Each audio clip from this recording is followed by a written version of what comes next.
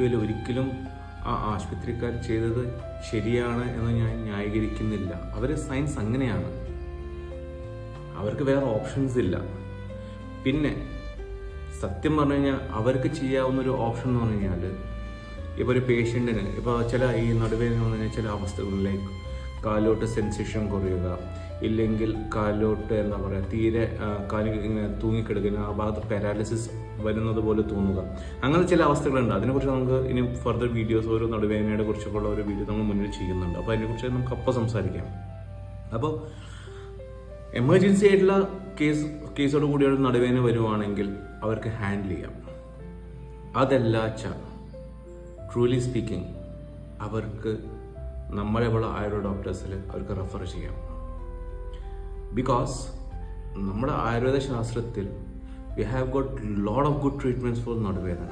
ഈ